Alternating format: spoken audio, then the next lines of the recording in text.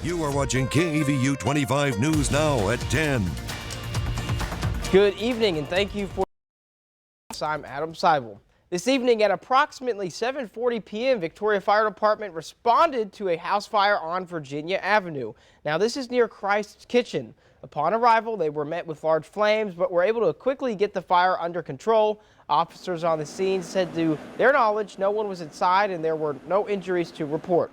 We'll provide updates on that when Victoria Fire Department has conducted their investigation. The cause of that fire unknown at this time. Another fire this evening. This occurred at approximately 6:35 p.m. on Burkhart Road. A double-wide mobile home caught fire. Firefighters on scene say the fire was mostly in the attic. No one was inside or injured, but the damage was extensive. The cause of that fire also unknown at this time. It was an eventful night in Cuero this evening as it was Miss DeWitt County. After a full day of competition, Daisy Sutterworth was crowned Miss DeWitt County and Emma Meyer was crowned Miss DeWitt County's teen. Sutterworth also won awards for interview and evening gown.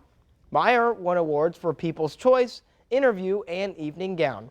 The DeWitt County competition is a local preliminary Miss Texas and Miss America.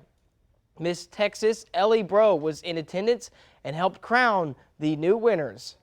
Miss America. We don't have a date or location just yet, but stay tuned. I will be competing for Miss America, hopefully in January, and bringing that crown home to Texas. Oh my gosh, it went amazing. I didn't expect to cry, but I did a little bit just because of the support that the DeWitt County organization shares, the Miss Texas organization. It truly is amazing. Miss Madison Matlock and Sydney Dias previously held the Miss DeWitt County and Miss DeWitt County teen. And our very own digital content manager, Sarah Porter, was there. You can see her. She was the MC. So congratulations to all those involved in a lovely night.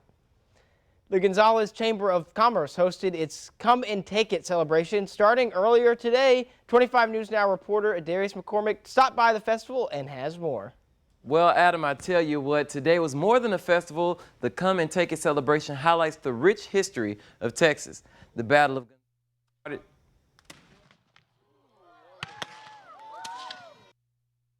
Gonzales started the Texas Revolution in 1835. American colonists refused to return a cannon to Mexican soldiers, and the Americans demanded the soldiers come and take it, leading Texas to becoming a republic. Greg Switzer says the battle cry started Texas independence and made this state a home for him. This is what started Texas independence. Texas is home. Texas is a great state. Here in Texas, as far as agricultural and independence goes, we have a great deal of independence in our economy, in our agriculture, cattle, energy. It is a great place to be. The event hosted chicken flying and cornhole tournaments. Many people suited up and reenacted the Battle of Gonzales. Come and Take It continues to stand as a sign of pride in the state of Texas. Adam, we have a co-worker who participated in the reenactment years ago. Shout out to Alex behind the scenes. Adam, back to you. All right. Thanks, Darius. All right, it's time to talk weather on this Saturday night. Howie, it kind of looked like it was going to rain earlier, but I don't think I saw any, but it is cooler, you mentioned. Well, fall was about a little over 2 weeks ago, Adam. We finally feel like fall because before last couple of days, fall was not here, at least in terms of our weather and our temperatures. Now here we are below average. We were above average for over 4 straight months and counting. Here we are finally temperatures getting knocked below average. We're going to stay nice and cool for a couple of days. We will start to warm up and eventually another cold front comes in and then eventually we do warm up again above average. But we're going to talk about all of that I just mentioned in a little bit. 57 degrees. That's a little chilly overnight. We'll talk about our cold front and another warm-up and maybe even some showers coming up, Adam. All right. Thanks, Howie.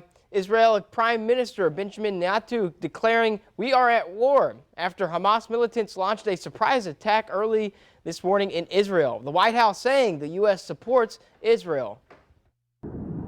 Israeli Defense Forces have declared a state of alert for war following a surprise attack carried out by Palestinian militants. The IDF says at least 2,200 rockets were fired towards Israel, though Hamas claimed at least 5,000 rockets were fired, all landing in southern and central Israel. Emily Schrader says she's an Israeli American and captured this video of the aftermath. So this is very close to where I live in Tel Aviv. You can see here where there was a direct hit. Images on social media show heavily armed Palestinian militants on motorbikes and pickup trucks crossing into Israeli settlements. This video appears to show militants taking hostages in Israel near the border with Gaza. Another video also appears to show a woman being taken hostage in Gaza. Israeli forces launching massive retaliatory airstrikes, this building collapsing. Flames then lighting up the night sky in Gaza as those Israeli strikes continued. Israel's Prime Minister Benjamin Netanyahu says Israeli Defense Forces will immediately use all of its strength to destroy the capabilities of Hamas. President Biden spoke with Netanyahu and has reaffirmed U.S. support for Israel. In this moment of tragedy, I want to say to them and to the world and to terrorists everywhere that the United States stands with Israel. We'll make sure that they have the help their citizens need and they can continue to defend themselves. The State Department says Secretary of State Antony Blinken spoke with Palestinian Authority President Mahmoud Abbas, urging him to take steps to restore calm and stability in the West Bank. The FBI and Department of Homeland Security says there is no specific intelligence indicating a threat to the U.S. in relation to Israel, but they did issue a notice to police across the U.S., urging them to remain vigilant and report any suspicious activity. Law enforcement in some cities like New York have increased their presence around sensitive areas in response. Emwin, ABC News, Washington. Here's your viewer poll this evening. Scan that QR code on your screen to vote. The question is, does that conflict between Israel and Palestine concern you? It looks like 89% says yes, that does concern you, and 11% say no. Well, thank you for voting. Come to crossroadstoday.com/vote to participate. And follow us on Twitter. The Texas Tribune has this story. Texas is likely to avoid an anticipated recession and is projected to have more than $18 billion in unspent money at the end of this 2-year budget cycle, thanks to an unexpected increase in state revenue in recent months. Grab your cell phone, scan this QR code. That's a quick response code to download the Crossroads Today app. You can watch us anytime, anywhere, and get breaking news alerts and vote in those viewer polls and learn about our ongoing contests right there on the app. And you can submit news tips and photos. Subscribe to our YouTube channel, Crossroads Today. Hit the like button and click the notification bell. Stay with us. Coming up, 3 major airlines have canceled flights to Israel amid attacks by Hamas. All right, high pressure is going to move in, then move off, allowing for showers to move into the area, and then another cold front headed our way. We'll talk about it in a bit.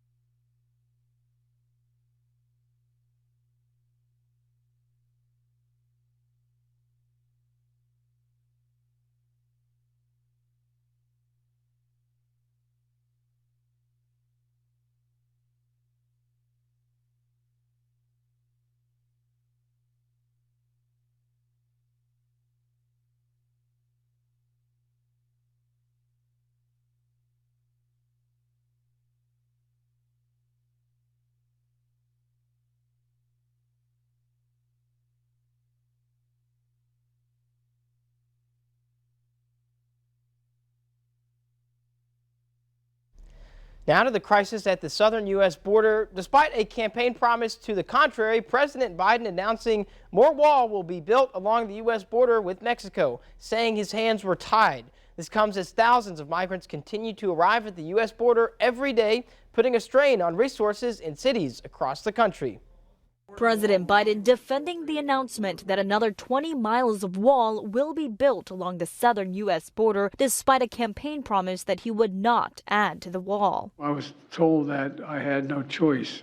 I can't say I don't like it. I'm not going to do it. The White House insisting funds set aside under the Trump administration had to be used for construction of the wall. It was ordered, it was built, it was all done. The hard part was done and laying there. And now he said, let's go out and build a wall. Sources tell ABC News initial numbers show daily border encounters topping nearly 8,500. Mexican officials are reviewing this video, which they say shows hundreds of migrants trying to enter the U.S. Aid groups are calling the situation at the border a humanitarian crisis. A few people that have been unconscious, bodies seized up, people going through seizures, people with spinal injuries from falls. Cities across the country are feeling the pressure. Up to 25 buses of migrants arrive in Chicago every day. We're bearing the burden of a federal government that has been absent. New York City's mayor telling migrants not to come as he toured Latin America. Our hearts are full and endless, but our resources are not.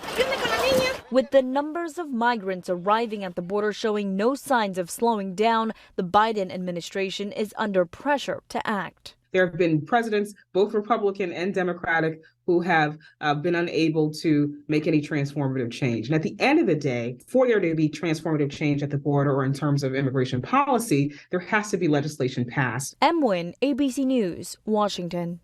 The next special session of the Texas legislature starts Monday. At the top of Governor Abbott's agenda is border security, followed by school vouchers. The issue of school vouchers includes setting up a program to allocate taxpayer money for private education. Abbott's border security focus includes increases to criminal penalties for illegal entry across the southern border. Feuding in the state's House was largely focused on House Speaker Dade Phelan and his role in the impeachment of AG Ken Paxton, which could prove pivotal in the next 30 days. 3 major airlines have canceled flights to Israel amid attacks by Hamas. American, United, and Delta Airlines canceled flights bound for Tel Aviv today and Sunday. About 15% of flights headed to Ben Gurion International Airport in Tel Aviv have been canceled. 21% are delayed. Delta officials said the airline is working to safely transport passengers back to the U.S., and they're working with the repatriation of the U.S. citizens who want to return home. After about 7 hours in flight, a United Airlines flight from San Francisco to Tel Aviv was diverted last night over Greenland and told to head back to its original airport. United officials say they're closely monitoring the situation and will adjust flight schedules as needed. 7 people injured when shots rang out Friday night at an apartment complex in Reno, Nevada. Officers with the Reno Police Department responded to the Zephyr Point Apartments late last night after receiving reports of gunshot with multiple victims. When police arrived on scene, they found 7 people suffering from gunshot wounds in various conditions. The victims include 4 adults and 3 teenagers. Investigators said 1 adult and 1 teenager are considered to be in critical condition as of Saturday morning. Detectives believe the shooting appears to be specific to an ongoing dispute amongst those shot. Police did not release any information on a suspect. The complex was placed on lockdown and residents urged to stay inside while police cleared the scene. That request has since been lifted. There are new developments in the court proceedings for the Rust movie set shooting. And now the question, could Alec Baldwin be charged again? This morning, a new development in the Rust case. Producers of the movie ordered by a New Mexico judge to turn over records and documents, including contracts with Alec Baldwin, the star of the film and one of the producers. Your Honor, would the court please provide a deadline for Rust Productions to comply? On Friday, during a virtual court hearing, the judge siding with Special Prosecutor Carrie Morrissey, who's looking to learn more about Baldwin's financial ties to the movie. She's looking into why production managers denied a request by set armorer Hannah Gutierrez-Reed for more working days to train Baldwin on the use of the gun at the center of the shooting of cinematographer Helena Hutchins. We have a situation where Rust Productions is doing everything it can to keep costs low so that it can keep profits high. Morrissey also telling the judge the producers have attempted to slow down and even obstruct the ongoing investigation. Lawyers for the movie suggesting the prosecution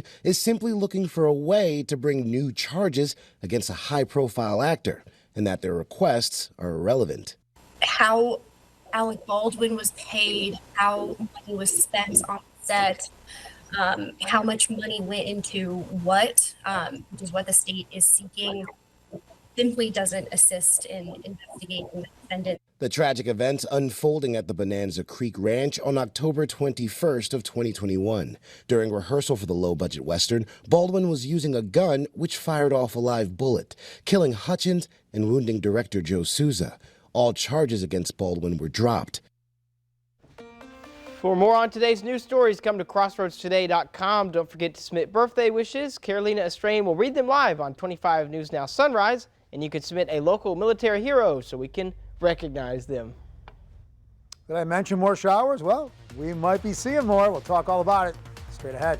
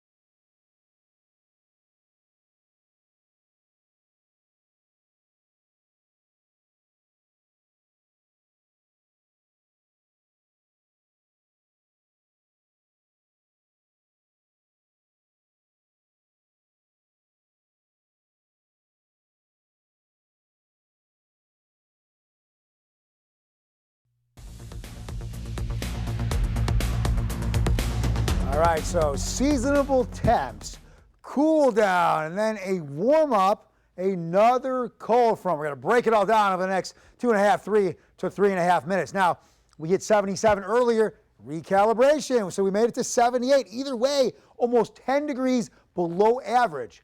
For 4+ months, we were above average. Finally, a front knocked us down to reality, or what could happen, and that's what has happened. We are on the cooler side. We've been as high as 99 back in 1925. That boundary pushed through over the last couple days, wrenching out all the moisture, not all of it, but most of the moisture in the atmosphere. We were shooting 78, 75. We're into the 40s in some spots with our dew points or our real feel or our humidity level. So yes, very, very tolerable and acceptable. I always gauge with 60 or higher. Hey, we're under 60 for the most part, so feeling pretty good here in the Crossroads. Our temperatures affected as well. Now, next couple days, we'll still be on the cooler side.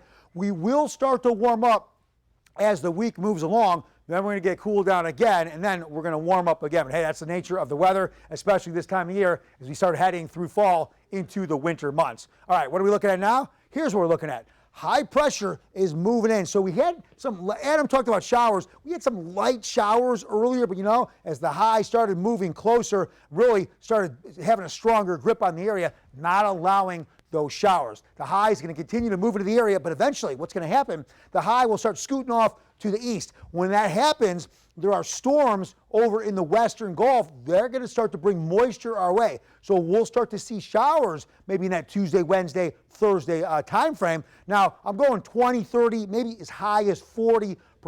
What needs to happen is these storms are going to move in and definitely bring showers to the coast or over the open waters for that matter, but might still move in just a little bit. But again, better odds of us staying on the drier side until, that's right, you see way up there off to the northwest, another boundary will be heading our way. And when this boundary pushes through the Crossroads, all that lift, we're going to see some showers and then another cool down. But about a week, more than a week from now, we are looking at temperatures starting to really heat up again. We're talking 90 plus 95 degrees. That's over a week away from now, but hey, I don't think we've seen the last of our hot weather here. But again, until that high starts to move off to the east later in the week, maybe Tuesdays, hey, then these storms and this moisture and this rain starts to move back into the area. Look at our water dropping down. 77 degrees. Ooh, brr, that's right. 2 to 5 feet for our seas. That'll keep our bays on the choppy side. Now these 10 to 15 knot winds will drop down to about 5 to 10 later on in the day. All right, we have a disturbance down there all the way to out there, but it's going to turn it into a depression in the coming days. Either way, we'll keep an eye on it. It is ways away for now. 57 degrees overnight, a little bit on the chilly side. Tomorrow, 77. Very comfy, nice day for Sunday's weather. Maybe stay in and watch football. Hey, go outside for a walk. Beautiful, beautiful weather. Looking ahead, got some rain chances. We warm up, very seasonable. Then a boundary comes through again, brings us some rain, and eventually we will cool down. But as I just mentioned, after that, we'll start to warm up later on next week. For more weather, news, and sports, you can go to our app. That's at crossroadstoday.com, and that is free, letting Android and iPhone. That's pretty nice weather for sports, huh, Zach? Yeah, it was pretty nice weather for the Red River rivalry. That was an instant classic. I'll recap that coming up in sports.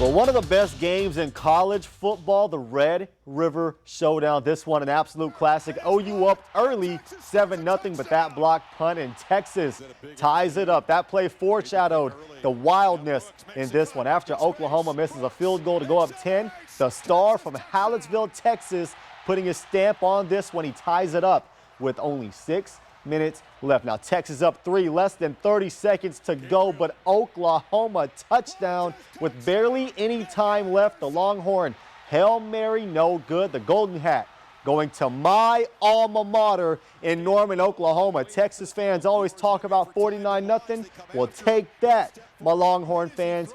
Boomer. All right, another great game last night in Bay City where the El Campo Rice Birds took on the Bay City Black Cats. Oliver Miles, fantastic touchdown run here. Gets El Campo on the board first. It's 7-0 Ricebirds, but Bay City would strike back with 13 unanswered to take a 13-7 lead. Now, just before the end of the first half, Oliver Miles scrambling, looking for his man, and he's going to find that in Stephen Norman, but Miles was drilled on the play. A flag was thrown. He would not come back in the game, and Bay City took advantage of that. They walk away with a 25-21 victory. El Campo getting ready for a very good Needville team that is sitting at 6-0. Homecoming for the Victoria Gators for the first score of the game. It's Spearman with the stiff arm down the sideline all the way to the house. Extra point, no good at 6-0 Gators. Now just before the end of the first half, looking to add more, and he'll find his man in the back of the end zone for another 6. And to really bust this thing open, it's Spearman with yet another touchdown on the kickoff return. Today's victory was the first win in program history. Well, the Bloomington Bobcats have ended the streak for the first time since 2014. They have won a district game. They beat Kennedy 44-30. Congrats to Coach Kraus and the guys on that accomplishment. And another team that's really come to life here lately, the Shiner Comanches, after starting 0-5, they've won their last 2 suddenly, are 2-1 in district play. Has Shiner arrived? We shall see. Game 1 of the ALDS between Texas and the Orioles, and the Rangers stealing a game on the road against Baltimore, winning 3-2. Texas only gave up 5 hits on the afternoon, 2 wins away from a trip to the ALCS. And over in Houston, Jose Altuve, first pitch swinging. That's postseason homer number 24, which is second all time. And have a day. Yordan Alvarez, he hit 2 homers on the day to back the great outing of Justin Verlander. Could we get a Lone Star Series in the ALCS? We can only dream. Great college football today, NFL tomorrow. Go Texans, and good luck to y'all's Dallas Cowboys. Adam, back to you. All right, thanks, Zach. Love to see those Sooners beat Texas. Boomer Sooner. Thanks, Zach. Stay with us. Coming up, San Francisco Fleet Week underway as large crowds gather to watch the air demonstrations.